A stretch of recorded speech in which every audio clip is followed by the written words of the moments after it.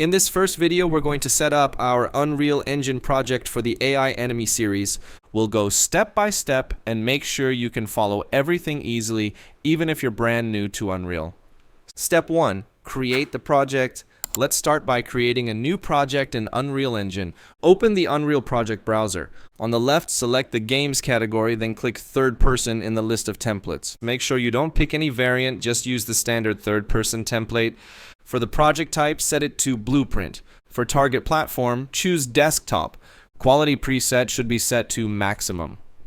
At the bottom, give your project the name AI Unreal. Set your project location, then click Create. And by the way, we'll be uploading this project's repo to GitHub so you can download it and follow along at any point.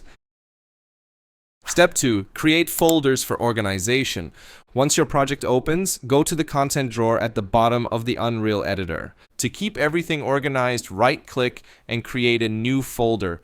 Name this folder AI. You'll see other folders like characters, input, level prototyping, and third person, but for now, focus on the new AI folder you just made. Step 3.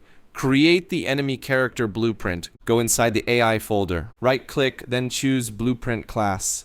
In the pop-up window, pick character as the parent class. This gives us all the basic character functionality, like movement and collision. Name the new blueprint BP Enemy Guard.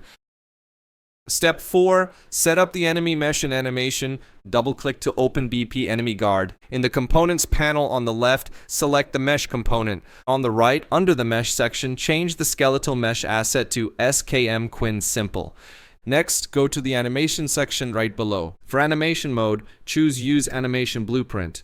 For Anim class, select ABP Unarmed. With the mesh still selected, go down to the Transform section. Set the location Z value to -80. Set the rotation yaw to -90 degrees. This orients our enemy correctly in the level, so it faces forward like the player. Step 5. Add the AI Perception component. Now with BP Enemy Guard still open, go back to the Components panel on the left. Click the Add button at the top and search for AI Perception. Select it from the list. This adds Unreal's built-in perception system to our enemy. Step 6. Configure AI Sight settings.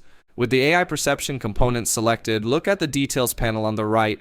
Set the dominant sense to AI Sense_Sight. Now go to Senses Config, click the plus icon to add a new config, then pick AI Sight Config. Here's what these settings do. Sight Radius. This is how far the AI can see.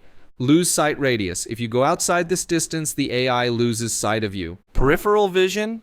Half angle. This means the AI can see things 180 degrees in front of it. Debug color. You can set this to green for easy visibility in the editor. Expand detection by affiliation and tick detect neutrals. This is important because by default the player is considered neutral. Now the AI can detect the player right away for testing.